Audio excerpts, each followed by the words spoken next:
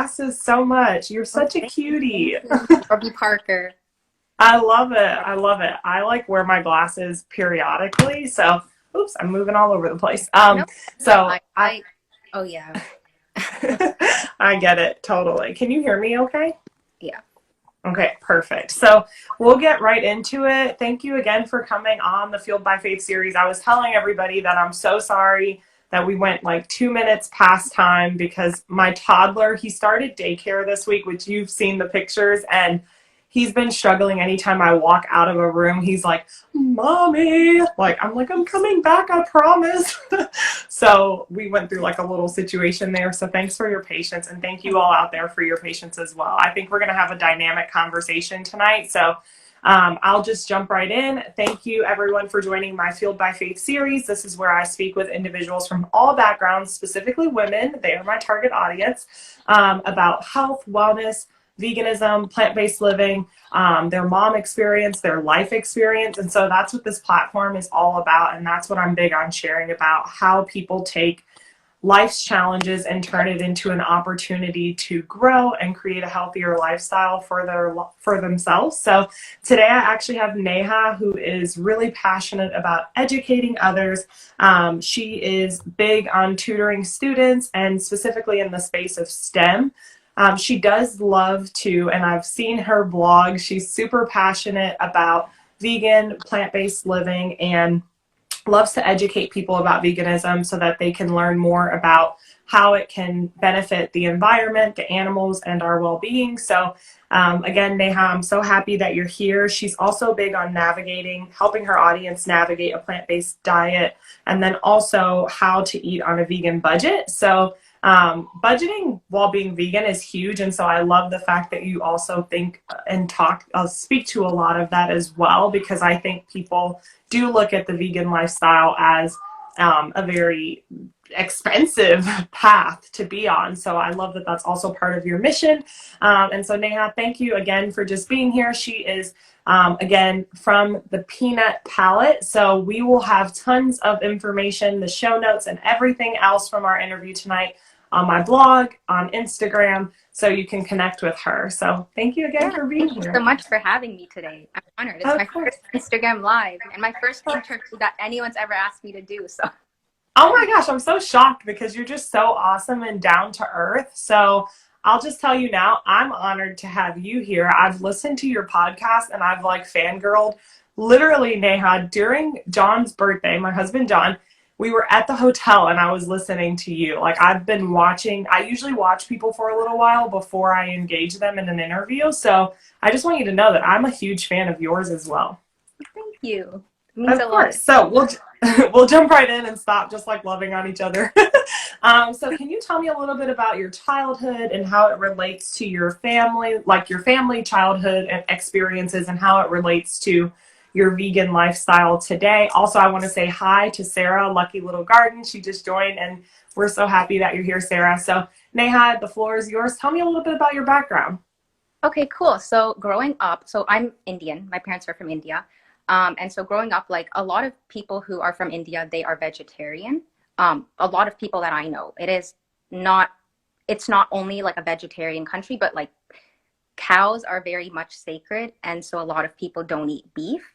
And on top of that, a lot of people do end up going vegetarian. Like my grandma is vegetarian, and I think my aunt's vegetarian, my mom is as well, and like I am and like vegan now. But I think growing up we did not have, and that's important because growing up we didn't have a very heavy emphasis on meat in our diet. Like my mom, like when she came from India and my family came here, she kind of accustomed to the lifestyle. Like she would bring chicken nuggets and other things that she saw other kids were eating. And like I guess they didn't have like chicken nuggets in India when she was growing up. Like was Wow. like, she's like, I'm gonna make you guys this cheesy lasagna because I see all the other moms doing it, and I'm gonna make these chicken nuggets and all these other things. And like we would have all the same options that other kids would. And so I was well, no, I ate meat for a while. I think for a few years, like I would eat chicken and fish pretty much. And then I got to cockatiels. So cockatiels, they're native to Australia. I don't know who brought them here. They're not supposed to be here. And I somehow ended up owning like two cockatiels, and they were like the love of my life. I gave them away because I started college and like I didn't have time to play with them. I didn't like to keep them caged at all because they would just be flying around my room all the time. And I'm like, if I'm gone 7 a.m. to like 10 p.m., who's gonna play with them? I don't want to watch them in a cage all day. So I gave them away. But having them taught me a lot because for me, they were like chickens, like they were like little birds. And I was like, this is just like a chicken. So how am I loving these cockatiels? Oh my gosh. And I was like, but I'm eating chicken. And so pretty much the year I got them, or like the year after, I stopped eating meat completely. And then after that, I think veganism was not a big thing when I started transitioning to a plant-based diet, which was 2014. And so back then, the only things available were like almond milk, pretty much soy milk. Almond milk came in a bit after. But back then, okay, so I was vegetarian, and I was the kind of person who was like, and I was vegetarian like because of my birds, but also because I was not a huge meat eater to begin with, like with my family growing up. And some of my family members are not vegetarian, but I ended up becoming. And anyway, so I was always thinking like, okay, like I hear the word vegan sometimes, like 2014, it was not a mainstream thing at all. I would just hear it occasionally, like on PETA's website and other things, because like, I don't know, I would just read around. And I kind of remember to myself, like I would never give up eggs or cheese or dairy because a lot of my diet, because I was vegetarian, a lot of my diet was that. eggs, Exactly. protein, and like milk and yogurt and cheese, because my mom would always make like pizza at home or lasagna, and like everything we made had cheese or like mayonnaise or whatever. And so after that, I always just had that kind of stuck in my mind that I could never go vegan because they don't eat anything. They're only eating fish. I still feel like I'm eating like way too much. Right now I'm trying to actually clean up my diet and eat more plants because being vegan, you just want to eat all the yummies. Exactly. And so after that, at the time though, there was really nothing on the market. But I think I just ended up deciding to try it out because I had read a lot about it on PETA's website, and I was like, now that I know what cows go through and what chickens go through to give us eggs and milk, I don't feel like I should contribute to it anymore. Let me at least try more plant-based. So I decided, and like at the time, I really loved cooking, and I actually pulled up because you said like tell me a little about your childhood, how you got started and all. I loved cooking and baking from like age 11, I would say. I was always in the kitchen. There was one time where the entire house went up, like, well, the entire house was filled with smoke. I remember one day, one of my baking mishaps, and there's been a lot of these, but there was one time where I was trying to make peach cobbler and I used chickpea flour instead of all-purpose flour. And chickpea gram flour is used in Indian cooking a lot. And at the time, like it's very, like you can very much tell that it's not all-purpose flour, but I don't know why wasn't able to tell at the time. I mean, you were young though, right? So of course you didn't. And it's literally like a yellow color. So I was like, I don't know what happened. But I mean, peach cobbler, I would have probably used it too. Like peach cobbler is kind of yellowish, orangish. But the entire house was filled with smoke at that time. And I was like, okay.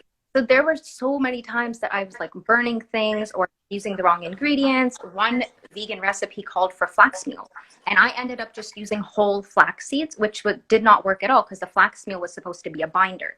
And the whole flaxseed was kind of like add-in to like a chocolate chip cookie kind of thing. That's funny you say that though, because I actually use flaxseed in place of flax meal every time, and it works. Oh, that's good. I guess so. Maybe I should. Yeah, literally most of actually, I've never even bought flax meal before. I always use flax seed in everything. I don't know. Now I'm going to get flax meal though, because I've had some fails too. Don't get me wrong. I've had some fails. But okay, so that's all like amazing. And you gave me like so much to work with. Now I have so many more questions for you. So after this interview, I'm going to have my own personal interview for you with all my questions. I'm just going to quickly show you the recipe. Yeah. Where this is like my pulled out. I was literally in like 11 or 12 years old, and I would write all my recipes down on here. And I had a few like whole wheat banana bread or like fruit cake bars, and I would make them like repeatedly. Oh my gosh. Common recipes. But yeah, I was like very much into it, and yeah, I don't know. I just somehow decided to get into veganism. And I can give you the whole story there, but I don't want you to forget the other questions. So Yeah, no, I'm super impressed with the fact that you even thought to write it down at 11. You know, like I remember my earliest memories being in the kitchen, like with my mom and just watching her kind of do things. But to have a recipe book from like your youth is huge because I don't have any recipe books from when I was younger. Like I just, every year around Thanksgiving, Neha, I have to call my mom and say, like, how do you make your mac and cheese again? And last year we actually went vegan like 2 weeks before Thanksgiving, which is insane. I don't know why we picked that timing. So our first Thanksgiving being vegan was literally 2 weeks after going vegan. So we had to like figure everything out. And I ended up calling my mom like, hey mommy, can you tell me please, like, what did you use in your normal mac and cheese? Because I'm trying to replicate it into a vegan mac and cheese. And it was just so funny.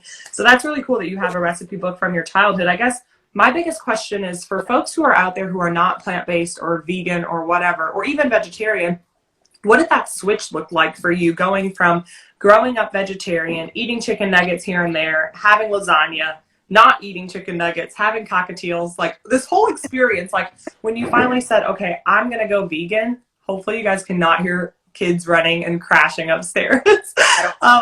Okay, good. But yeah, so what did that process look like when you transitioned completely? Like, was it a hard stop for you? Was it I'm going to think about it and we'll gradually remove the cheese because you said you ate so much cheese. So what did that look like?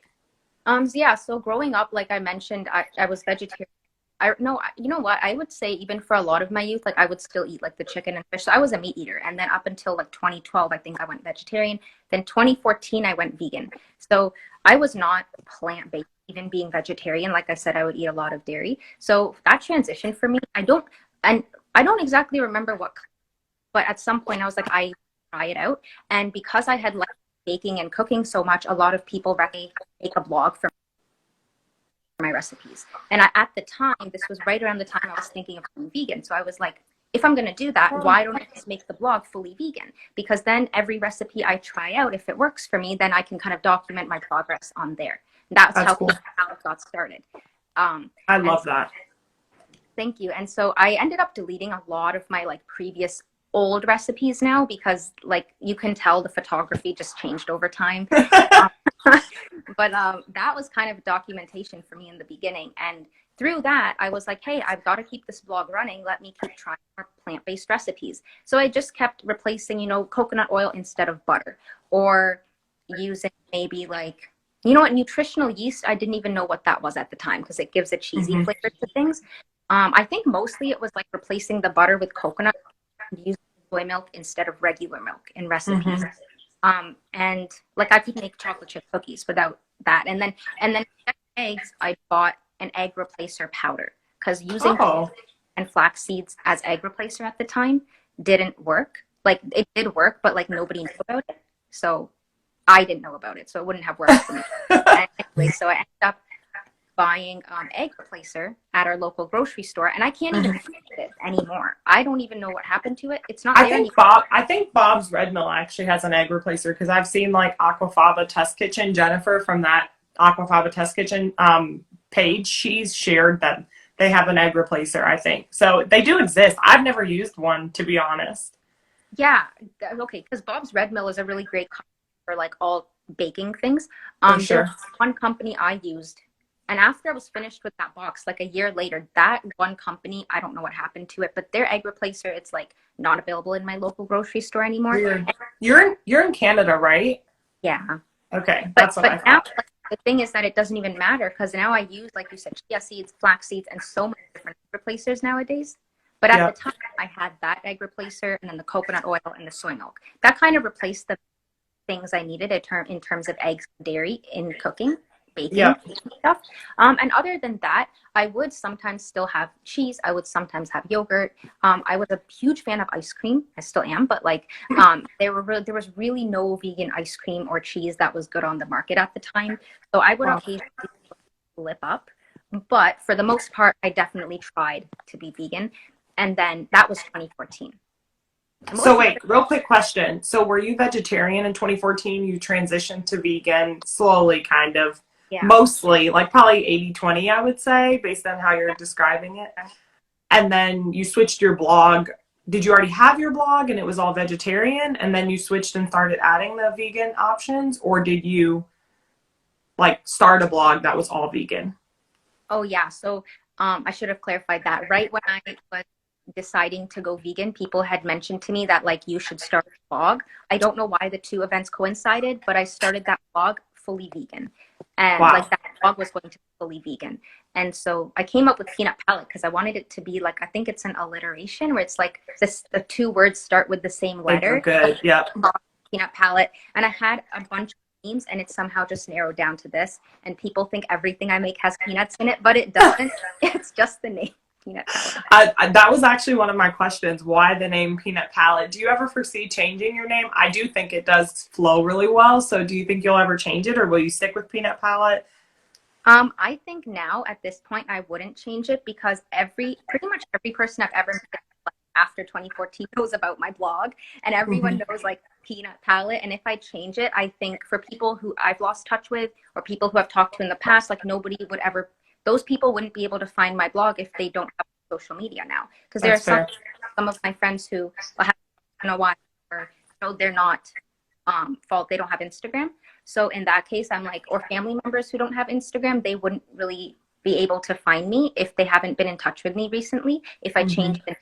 So just to keep it accessible to people who I may have talked to about it over the years and I like don't have their contacts, I think I would just keep it the same.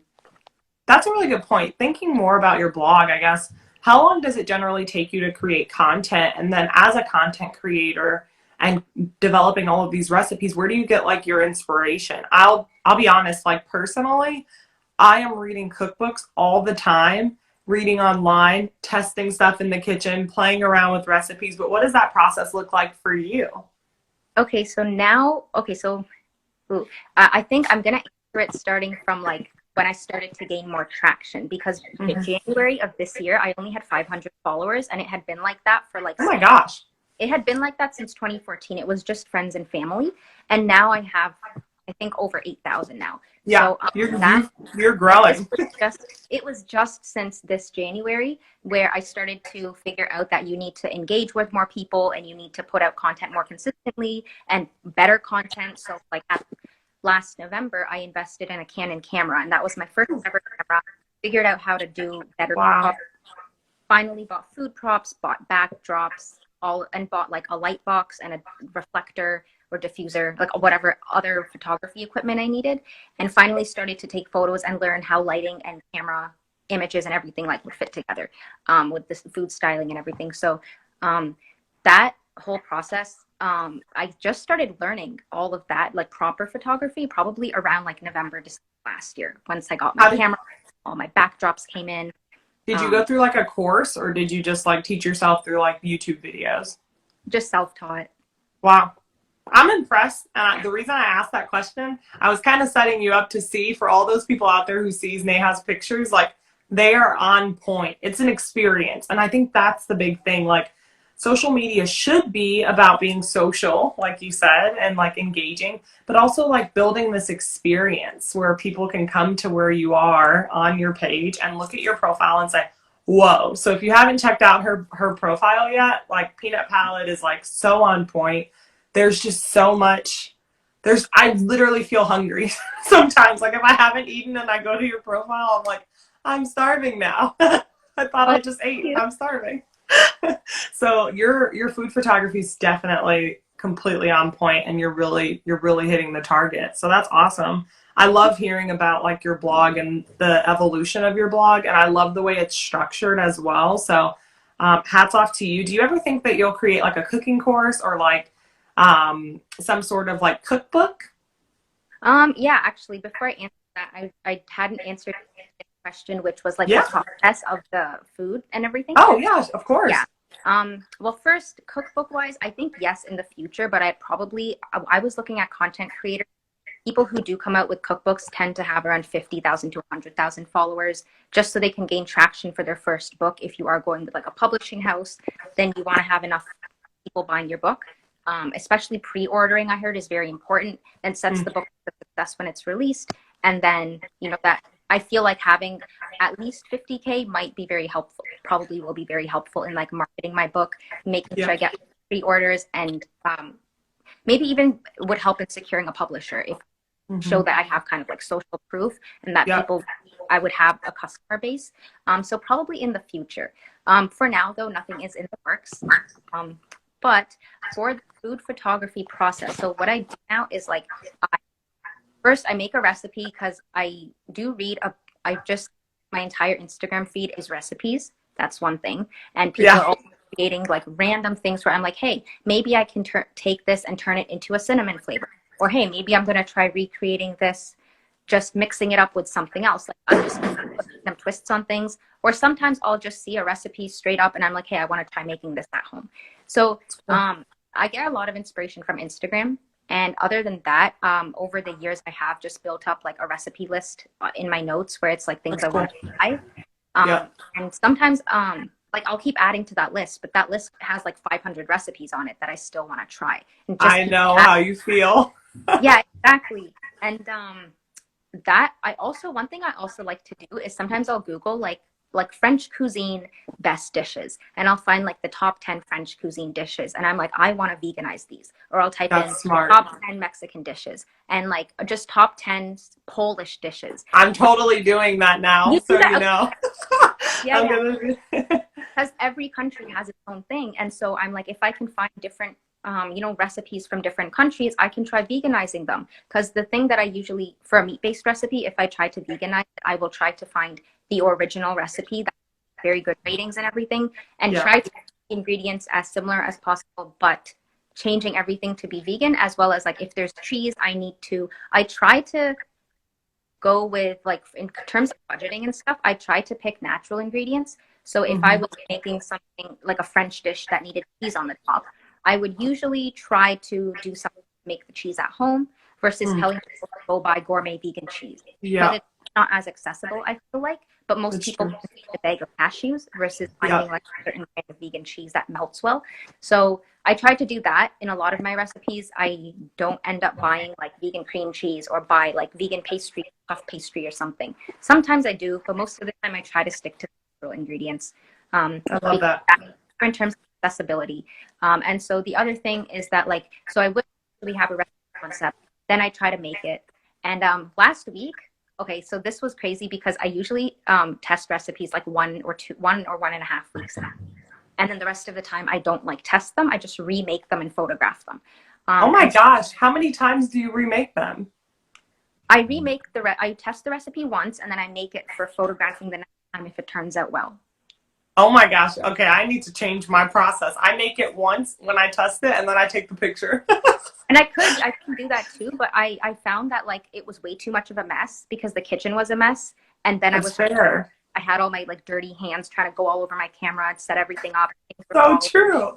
And I was like, this is a mess. So I decided to do like recipe day versus testing day versus recipe day, where it's like smart. But I have to make them perfectly, and I'll make a small batch so I can get photos because I know it tastes good. So that's what I've been doing. And so with that process, like last week, I tested 70 recipes in 10 days, and I was just reading. I was like, why do I feel so burned out? And I was like looking through my list of like, I have notes, and I was like, did you say 70 recipes you tested in 10 days? And I was like, this adds up to 70. I kind of went crazy in the kitchen, and I was like, I won't have to do recipes for a while now because I kind of just did a lot at once. And I didn't notice. I think because I enjoy it. Like it's so much fun. Yeah, it's true. Like honestly, if I did not have kids, I probably would just stay up all night long doing like recipes all night long. Like I would just fall apart in the kitchen and I'd fall asleep in the kitchen, wake up and keep making the recipe. Yeah, exactly. Sometimes it's like 1 a.m. and I'm photographing a recipe and my parents are like, are you not going to sleep? And at some point they just did, like, I think they just got fed up of me because they're like, just turn the lights off when you're done. That's so good. But then, so I like have that recipe concept. I make it once, then I make it the second time, and I have like 2 or 3 drawers of food props. So I look for food props online, and I actually use Alibaba or AliExpress a lot because they are. I've heard of them. And people resell those items on Amazon, like a lot more expensive than. So I've heard of them. I actually saw an ad for them on YouTube, Neha, and they were saying like I didn't think it was legit. I don't know. I just wasn't sure if it was completely legit. And I saw that they sell things at cost, not what retailers would sell it. So I was like, oh my gosh. So like I saw something that was, I don't even remember what it was, but it was like some sort of something, right? I don't even know what it was, something for your kitchen. And normally if you bought it off Amazon, it was like $13, but they were selling it for like 75 cents. I'm like, whoa, this cannot be real. So the fact that you actually recommend it, I'm going to actually try them now. Now, what is their delivery time? Is it really quick? Like, does it come No. like, It comes in like 2 to 3 months. So these are things that I'm like, hey, I'm gonna need them anyways. Let me order them in advance, and when they that's come, fair.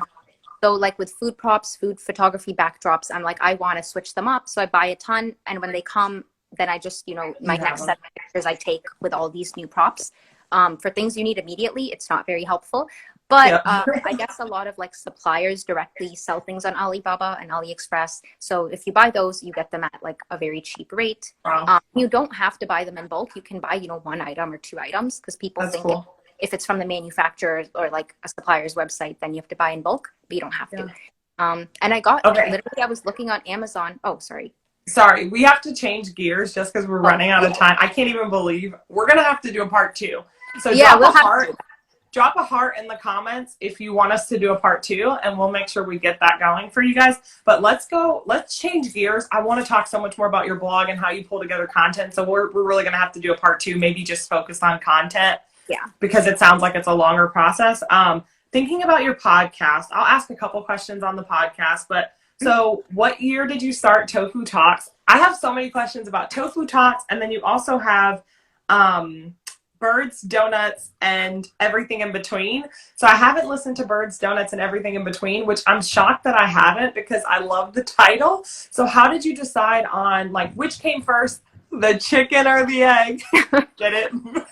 Oh no, I'm super corny. Which came first though? Birds, Donuts, and Everything in Between, or Tofu Talks? And what did it look like? Why did you create 2? I'm kind of lumping all these questions in together, but like, just tell me about it. Okay, yeah. So, during COVID, I had got laid off for a few months because like I was with a company and they didn't have any projects for me. So they're like, we'll lay you off, but then we'll bring you back on as soon as we have projects. And I know a lot of people were going through that, and some people still don't have their jobs back, right? But thankfully I was able to get back on track with work after a few months. But during the time I was off, I really didn't have anything to do, and we couldn't go anywhere because we were on lockdown. So I decided, well, I didn't have my professional camera at this time. It was like April, May-ish 2020. And so I just decided, why don't I start a podcast? Because I've been using Spotify for so long. I've been listening to podcasts for so long, and I really like meeting people and interviewing people. And I was like, why? I really like to share people's stories, because I think there are a lot of people that don't get to share their stories. And I guess people like to also talk about themselves, and you can have a very long conversation with someone if you're just asking them to tell me about their story. Like people would love to do that. And so I mean most people, because I have gotten a rejection, but I'll tell you about that later. But so that I decided to, like, I didn't know what to focus on. I was like, I want to interview different people, but I don't know what it should be about. So I just started reaching out to people, and I was like, hey, what can I, and a lot of the time in the beginning, it was my friend group, because I had enough friends that I was like, that's cool, just interview them directly first, because so many of my friends are in different career fields that I know nothing about. And so I was like, what's interesting is, let me just talk to these people about how they got started in their career, what they did in school, what job opportunities they got, because this could really be helpful to somebody else who might be like a freshman in high school, or someone, as like when I was in high school, I had no connections to talk to anyone in different fields. And I thought it would be really nice if I had a podcast to at least share the story of, people who are entrepreneurs, people in different career fields. And it would just be helpful for anyone wanting to go into that field, or anyone wanting to know what else is out there. And at the same time, I was like, okay, this is not just careers or entrepreneurial stuff, because I was interviewing one of my friends about her exchange trip to Fiji. And Fiji is like a small country, and like I don't know anyone else who's been there. So that was this must have been Birds, Donuts, and Everything in Between. Yeah, and that came because cockatiels, the bird, because I absolutely in love with cockatiels. Oh yeah. And yeah, and on the cover of the podcast, you'll see like a bird on my shoulder, and the girl has glasses on the cover, so it's me. And then the donuts, because there's a plant-based donut shop in my city, and like I've been obsessed with it for so many years. and everything in between, because I didn't know what to call it. I was like, this is a mix of everything. I A love lot it. things. A lot of it does focus on careers, but some episodes are like about random things. But I thought it would be nice to just share. And on the title, I have like, you know, the birds, donuts, everything. And then on the cover, it says like a storytelling podcast underneath. So Yeah, I I kind saw that. I of, saw that on Spotify. So if you guys aren't like aware of like Neha's podcast, Birds, Donuts, and everything in between, it is on Spotify. So you can check it out there. I did see it though. It was super cute. So thank Tofu you. Talks, shifting gears. Oh my gosh, we're going to have to do a second session just Yeah. on content. I already created the title of it. It's going to be called Rejection and Content Creation. So you can tell your story of the rejection, and then you can also tell your story around content, because I have more questions for the podcast stuff. But Yeah. so as far as Tofu Talks, like it seems like it's more about health and wellness. Is that right? Yeah, because I was like, I can't lump, you know, all these random stories I'm telling with health and wellness, because who would my audience be? You know, first, these Yeah. people are coming to listen. I don't know if you ever heard of the podcast How I Built This, but that guy kind of interviews people on how they built their careers, or entrepreneurs, or Oh, and cool. stuff. And I was like, if my like consumer base is this, then how can I just get everyone to listen to like vegan topics? Like, it doesn't make sense to put it in one podcast. And then I was like, well, maybe I can have a different one associated with my website related, like veganism, health, like that's the niche that I'm in. And so maybe I can have one related to that. So I I love interview that. people. Thank you. So it's either people who have vegan businesses, like plant-based businesses, people who are vegan themselves. And I try to interview people from all different backgrounds. There was, I don't know if you heard of the company Vegan on the Map, but there is this one man who started the company, and he lives in France. He's like my dad's age, like he's older, but he had so many experiences to talk about, and he went vegan when he was 16, living in the Wow. UK.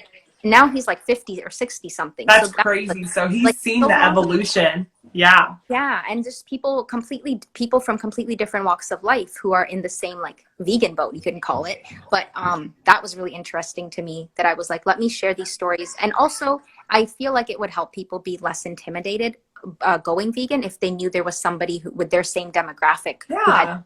was on an episode. So I love that. Okay, so we're going to come back to your content creation, because obviously you're killing it. I mean, to go from 500 followers in January to like over 8,000, and it's not even the end of the year yet, is huge. And it sounds like you're really meeting people where they are. And I think that's the other big thing about social media. Like, how do we meet people exactly where they are? You know, birds, donuts, and everything in between. It meets kind of our everyday. Both of them actually really do a good job of meeting everyday people who are trying to either advance their careers or, you know, talk about travel and all of these exciting aspects of life. But then you have Tofu Talks, which encourages people to like be well. And I think that's what we lose sometimes with socials, is that people get so wrapped up in like having a perfect grid that they lose like the human part of social media, which is like, we are everything in between, right? It can be about birds, it can be about donuts, it can be about veganism and tofu and every, you know, we're multifaceted beings. So that's really cool. Okay, so I'm gonna ask you like 2 or 3 closing questions, and maybe we'll save some of these for the next time. So I do see that you're working with brands, which is obviously exciting. I see your stories where you have like product recommendations and you do like reviews, which I think is super cool. So what is your process? Give me like 1 or 2 tips on what your process looks like for working with brands and securing the relationships with them. And then we'll talk about IG growth maybe in our next go around, but maybe 1 tip on IG growth, and it can't be about engagement, because you said that earlier, engaging with your audience. So 1 tip on how you achieved IG growth, and then 2 tips on brand partnerships. okay, so the first thing for Instagram growth, I won't say engagement. Well, engagement is so broad, but there were 2 parts to engagement that I wanted to specify on, because I think that for me was actually the most important. Aside from like posting content, even if I haven't posted a picture in like a week, the engagement still helps, because one thing was when people were commenting on my photos, I was just liking their comments. I wasn't replying back. Replying back really helps to build a relationship with your like your followers, because they're like, okay, she saw my comment and she's actually responding to it, versus me just liking it.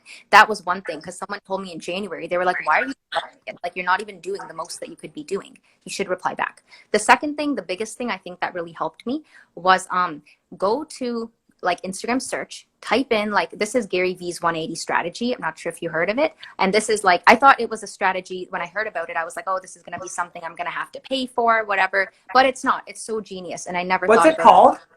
It's called Gary V is like a big, like, I don't know. I know who he is, but what does he call the strategy? The $1.80 strategy, or like the 1.80, like 180 strategy. So Okay. what it is that you pick, I think it was like you pick like 9 hashtags in your niche. So hashtag vegan, hashtag plant-based, hashtag like vegan food, hashtag healthy living, vegan, whatever, 9 things that relate to your niche, and just comment on, I think like, just go to Instagram, type in that hashtag, find all the pictures that were posted, and you can find the recent photos. So when you go to Instagram, it'll show you either all the photos with that hashtag or just the recent photos with that hashtag. These are pictures posted like in the last 10 seconds, last 1 minute, whatever. Just leave a comment. You know, I really like your picture. You know, this looks delicious. Or just kind of engage with people who are probably already vegan. Maybe they're going vegan, because it literally says hashtag vegan on their picture. That's why Exactly. So just engage with them, and that usually I mean, once you do that with like however many hashtags, it adds up to like $1.80. If you read, it adds up to 180, I think, once you read his strategy. But anyways, you do that with all these different hashtags, just engage on people's posts, and they will usually come back to your page and like or comment or even follow you. And that kind of gets more eyes on your page. And that was something really, I think that was something that really, really helped. What was the second thing you were going to say about searching? Those are really good tips. And I feel the same way. Last year, this time, I think I've doubled my following. I'm still a smaller account, but I definitely think that I've doubled my following over the past few months since I've been like really focused on it. So I think that those are great tips. But what would you say? You said you were going to look at searching, like how you search things. Oh, no, I think just was that part of the 180 like, strategy? Yeah, search for that. And another small thing is like when you make Instagram stories, try to post Instagram stories often, because they don't have to have as much quality as a post does. So if you don't have time for a post, just make an Instagram story, but try to put a sticker or something on your story and put a bunch of hashtags that relate to your story. You don't only have to use hashtags on your posts. You can use them in your story, but you can make them really, really small and put a sticker on top so nobody sees it. But it does help the algorithm to find your story. So I love that. I've heard people say like, oh, use that method or don't use that method. I feel like I just kind of do a combination of both, and it really helps, because then I'll see like random people looking at it. I heard somebody say the other day something interesting. It was around like what we're talking about, but I can't remember now. So if I think of it, I'll share it in a minute. Those are really good tips, Neha. I guess. And the brands. So what'd you say? Oh, the brand collaboration part. Oh, yeah. Tell me. Tell us about that. Yeah, so the, oh yes. So I have not actually done any work on my end reaching out to brands yet, because I felt like I wasn't like big enough, but I know like micro and nano influencers can do that. I just haven't, or haven't had the time to. So somehow brands have just been reaching out to me. When you have a big enough following, people just reach out to you. And most of the time I was just getting free products in exchange for a story. And a lot of times brands will say, can you do it? One brand asked me to do, a video and a post and all of these things with their free product. But as an influencer, like whatever, as someone who's, I know what you mean. Yeah, as someone who's spending time doing these things, you should just be wary of that, because if they're not a lot of companies have a marketing budget. So if they're not even paying you, but they want you to spend your time making a story or making a video, especially takes a while, editing and everything, and a post, then they should usually pay you. So I only agreed to do story posts for all the free items that I got, or I took a picture if I was able to, but like I made sure that wasn't a part of the agreement, because then it takes up a lot of extra time and you just did it for free. But at least if you make a story, all your followers, like that company is getting the reach of all of your followers. The only paid promotion I got so far was with Boosh Foods, and that actually just came up yesterday. It's like plant-based, like gluten-free frozen dinners or frozen meals and all that. So that was a paid promotion. They reached out to me and they said, could you do a story and a post for like X amount of money? And can you send me the attachments in an email, like the pictures? And so I did that, edited them, did the story review, cooked it, took the pictures. So that was the paid promotion. And then gosh, congratulations. Thank you. That's exciting. Also, I'm going to put a plug in here for Good Karma Foods. I did a paid promotion with them. Amazing company. I'm going putting it out there now that hopefully they'll reach out to you. They are an awesome company to work with. I love their team as well. And by Dash too. they really like hooked it up as far as appliances. So I think the one thing that I've learned, that I'll just jump in on that, I have reached out to brands. Dash, I think I might not have reached out to, but they provided appliances, and then Good Karma reached out to me, but it was honestly just like such a great partnership. And I think also knowing before you go into it what you want to give and what you have time to give is also super important. And I do have a media kit. Do you have a media kit, or are you I don't working even know what a media kit is. Okay, we're gonna chat after this, because I really feel like you have such a big following that you could be really like securing more opportunities, you know? So we'll talk about a media kit, but basically it just highlights, it consolidates highlights of who you are as your brand. And then you can send it to brands if you want to reach out. I have had a few brands that I've reached out to, unfortunately, that have not responded, which you get used to just not hearing anything. And you're like, okay, whatever, I put myself out there.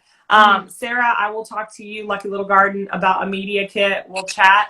Okay, real quick, let's end on this, Neha, and then two more questions, because we're like way over time, and I love this so much. You've been awesome.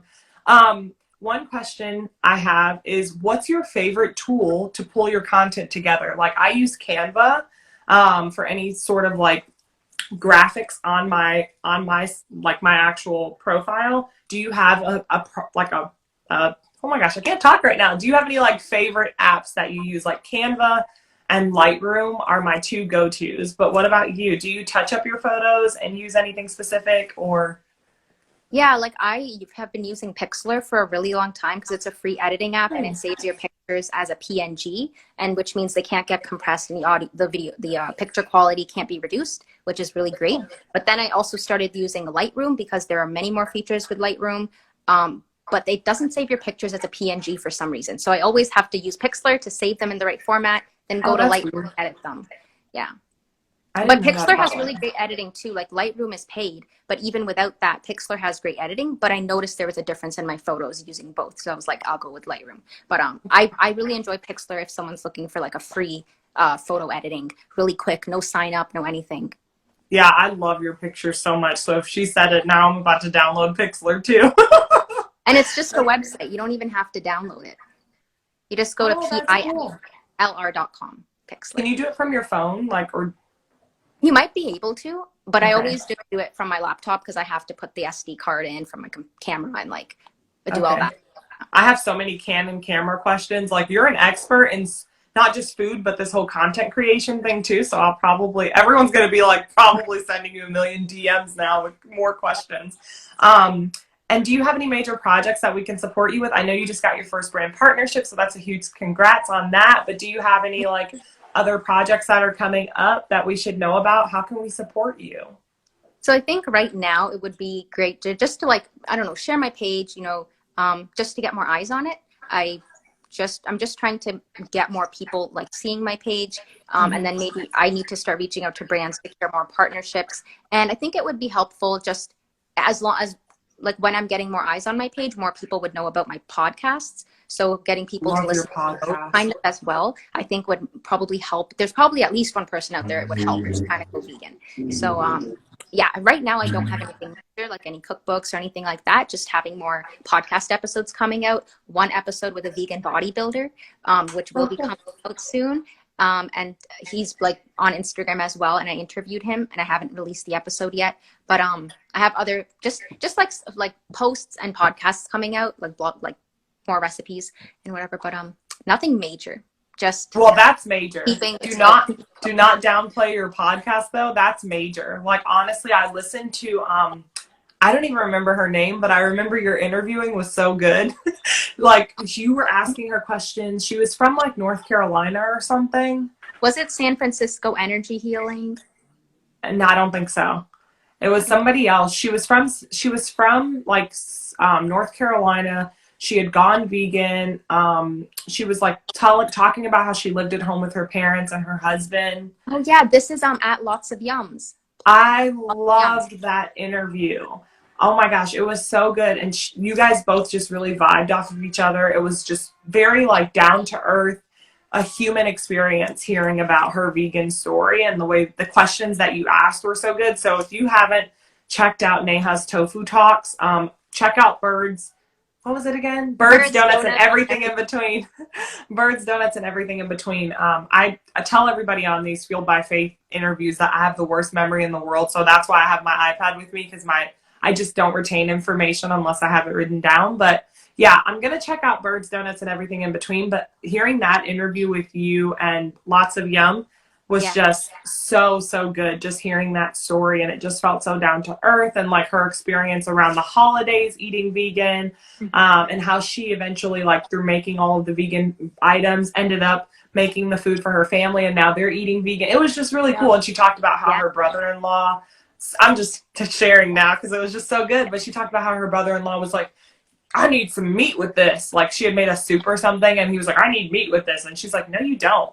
And then it was just such a cool story, because you hear there is a pressure. She showed the other side of how men are pressured to, it's more manly to eat meat. And it's like, no, it's not. Like, so it's just interesting. So anyway, okay, last question, I promise. If you won $1 million tomorrow, what would you do with it? Two things. First two things you'd do with $1 million. Well, right now, I think I'd probably invest some because housing is unaffordable, right? Yeah. And so the other thing is I'd probably give it out to select places because I know like during COVID, India was hit really hard, and there were like hospitals were increasing the price of oxygen tanks and just things that were like, it's like you need this to survive, but they don't care if you can't even afford the oxygen tank because they like 10 times the price, or just things where I'm like, if they had a little bit more money, these people could really be helped. I think I'd probably give it out to select places where I see it's necessary, try to help specific people where I can, instead of giving, where it's someone's like, I'm going to donate all of it to the Red Cross. I'm like, I'd rather give it to someone who directly needs it, and I know exactly where that might go. So yeah, that's what I'd probably do. I believe you too, because that's the other thing that you'll get from following Neha is she's always posting about things that are going on in the world.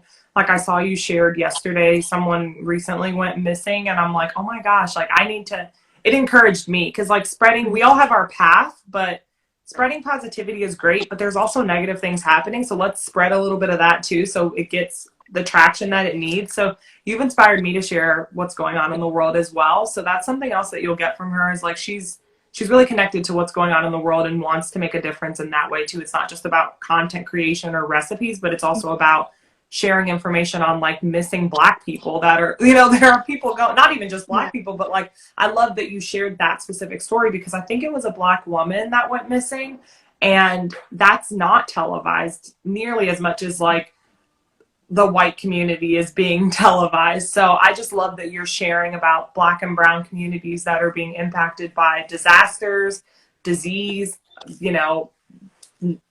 darkness of the world. So, but you're also sharing the light through your recipes. So thank you again for joining me, Neha. If you're open to it, I'd love to do a part 2, because I think you're a wealth of knowledge, and I'm so happy that this was your first interview. I can't believe no one's asked you. So I feel like I just dug gold. I feel like I just dug and I got gold by being able to be your first interview. But just know you're making such an impact, and you've made an impact in my life. So thanks for coming on Fueled by Faith. Oh, thank you, Taylor. Yeah, I would definitely love to do a part 2. And I was so honored to be here today. So I'm really excited just to like send this out to my friends and family once it's up as well, because I know they all couldn't see the live, and like just looking forward to listening to more episodes of Fueled by Faith as well. Oh, thanks so much. I'll chat with you soon, and we will talk to you guys later. Go follow Neha. Definitely check her out at Peanut Palate. I'm going to drop it in the comments, unless Neha, if you can comment and just put your Instagram real quick. My husband's saying great job. Hey babes. So yeah, he's always so supportive, and I appreciate him so much. And I just want to shout out to all of my friends that were out there in the comments, sharing, listening, and just go check Peanut Palate out. Neha is fantastic. As you saw tonight, she's a wealth of knowledge. And then also check out her podcast on Spotify. You have Birds, Donuts, and everything in between. And then also Tofu Talks, which is my personal favorite. So we'll chat with you soon. And thanks again. Have a good night, everyone. Bye. Good Thanks. night. Bye.